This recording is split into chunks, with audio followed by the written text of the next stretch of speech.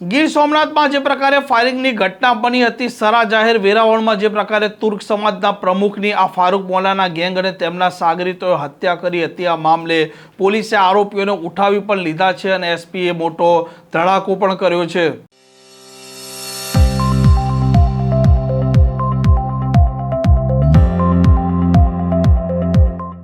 નમસ્કાર, આપ જોઈ રહ્યા છો હોટલાઇન ન્યૂઝ અને હું છું આપણી સાથે તોફિક ગાંચી। ગીર સોમનાથના વેરાવળમાં જે પ્રકારે મુસ્લિમ તુર્ક સમાજના પ્રમુખ છે જાવેદ તાજવાણીની તેમની જે પ્રકારે ઘાતકી હત્યા આજ વેરાવળની કુખ્યાત ગેંગ છે ફારૂક મોલાના ગેંગ જે એફએન ગેંગ તરીકે ઓળખાય છે તેમણે હત્યા કર્યા બાદ આ પોલીસ છે તે દોડતી થઈ હતી। 6 અલગ અલગ ટીમો બનાવ્યા બાદ આ ચારે આરોપીઓ છે તેમને પોલીસે ઉઠાવી લીધા છે અને આ મામલે ગીર સોમનાથના એસપીએ મોટો ધડાકો કર્યો છે।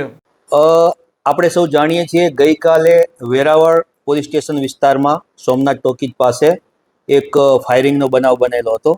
આ ફાયરિંગનો બનાવ બનેલ હતો એમાં જાવેદ તાજવાણી ઉર્ફે જાવેદ વાંદરી ઉપર ફાયરિંગ કરવામાં આવ્યું હતું અને આ ગોળી એને હેડશોટ એટલે કે માથામાં કપાળના ભાગે જમણી આંખની ઉપર વાગેલી હતી અને આ બનાવના પરિણામે પહેલાં વેરાવળ પોલીસ સ્ટેશનમાં હત્યાના પ્રયાસનો ગુનો નોંધાયેલો હતો અને ત્યારબાદ આ જાવેદ તાજવાણી ઉર્ફે જાવેદ વાંદરીને પહેલાં સરકારી હોસ્પિટલ, પછી મલ્ટી સ્પેશિયાલિટી વિમ્સ હોસ્પિટલ અને ત્યારબાદ વધારે સારવાર માટે જુનાગઢ ખાતે ખસેડવામાં આવ્યા હતા અને આ સારવાર દરમિયાન માથામાં ગોળી વાગવાની ઈજાના કારણે તેમનું મૃત્યુ થયેલ છે અને આ સમગ્ર બનાવ હત્યાના બનાવમાં પરિણમ્યો હતો।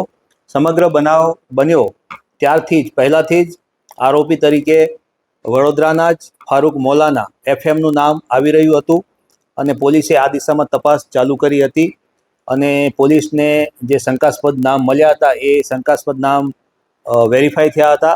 ત્યારબાદ પોલીસે સોમનાથ જિલ્લા પોલીસ દ્વારા લગભગ 6 જેટલી જુદી જુદી એલસીબી અને એસઓજીની ટીમ બનાવી ફારૂક મોલાના અને એના સાગરીતોને પકડવા માટે આખા જિલ્લામાં જુદી જુદી જગ્યાએ રેડો કરવામાં આવી હતી અને લગભગ વહેલી સવારે 3 થી 4 વાગ્યાના અરસામાં અમારી એલસીબીની ટીમોને આ આરોપીને તમામ 4 આરોપીને પકડવામાં સફળતા મળી છે અને એમના હત્યામાં જે હથિયાર વપરાયું છે જે દેશી કટ્ટો પિસ્તોલ જેવું એક હથિયાર છે આ પણ કબજે લેવામાં આવ્યું છે।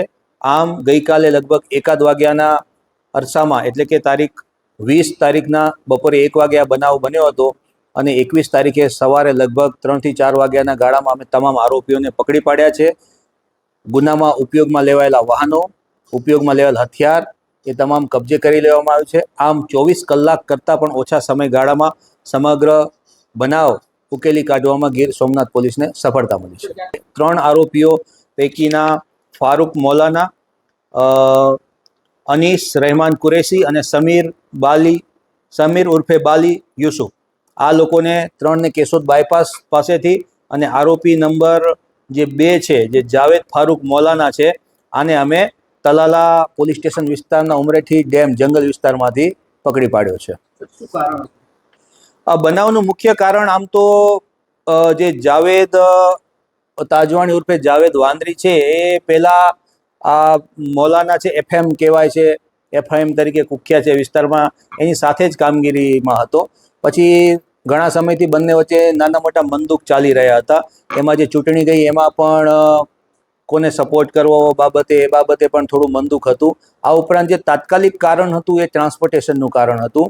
ફારૂક મોલાનાનો ફિશ સપ્લાયનો આસામ ગુવાહાટી સાઇડ ફિશ સપ્લાયના ટ્રકના કોન્ટ્રાક્ટ ચાલે છે તો આ કોન્ટ્રાક્ટ આના લગભગ 10-15 વર્ષથી આ કોન્ટ્રાક્ટનું કામ કરે છે પરંતુ એને એવી માહિતી મળી કે જે આ જાવેદ તાજવાણી રૂપે જાવેદ વાંદરી છે એ લોકો પણ આ ટ્રાન્સપોર્ટેશનમાં ફિશ સપ્લાયના ટ્રાન્સપોર્ટેશન ઉદ્યોગમાં આ જંપલાવી રહ્યા છે તેથી એને પોતાનો કોમ્પિટિટર ઊભો થયેલો દેખાઈ રહ્યો હતો। એટલે આ લોકો વચ્ચે આ બાબતે પણ લગભગ છેલ્લા અઠવાડિયાથી નાની મોટી ઘર્ષણ બોલાચાલી થતી હતી કે ભાઈ તું આ ધંધામાં આવીશ તો ફારૂક મોલાનાને એવો ડર હતો કે ભાઈ અમારા ધંધાની જે મોનોપોલી છે એ તૂટી જશે। તો મુખ્ય આ તાત્કાલિક કારણ આ છે। બંને પક્ષે ફરિયાદ છે ફારૂક મોલાના ઉપર લગભગ આપણે જોઈએ તો 10 થી વધારે જુદી જુદી સેક્શનમાં હત્યાનો આપણે મર્ડર છે, હત્યાનો પ્રયાસ છે એવા સંગીન અપરાધો એના ઉપર ઓલરેડી નોંધાયેલા છે સામે મરણ જનાર વિરુદ્ધમાં પણ ઘણા બધા ગુનાઓ નોંધાયેલા છે અને એ ગુજસી ટોકના પણ આરોપી રહ્યા છે. ના, એ જ્યારે આ લોકો બીજી પણ એક એફઆઈઆર નોંધાણી છે. એ એફઆઈઆર જેમાં આમાં હત્યાનો પ્રયાસ 307 દાખલ કરી છે. આઈપીસીની જે જૂની કલમ હતી 307 દાખલ કરી. એમાં હાથના ભાગે એને કુવાડી અને તલવાર જેવા ગંભીર પ્રકારના હથિયારોથી ઈજા પહોંચાડવામાં આવી છે. આ બીજી એફઆઈઆર અમે દાખલ કરી છે. એમાં પણ 2 આરોપી છે.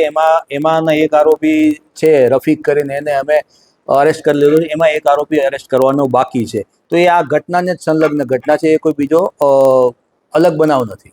આ પ્રકારના સમાચાર માટે હોટલાઇન ન્યૂઝ ડે ચેનલને લાઇક, શેર અને સબસ્ક્રાઇબ કરવાનું ભૂલતા નહીં. નમસ્કાર. આવા પ્રકારના વિડીયો તમને જોવા ગમતા હોય તો હોટલાઇન ન્યૂઝ ચેનલને લાઇક, શેર અને સબસ્ક્રાઇબ કરો.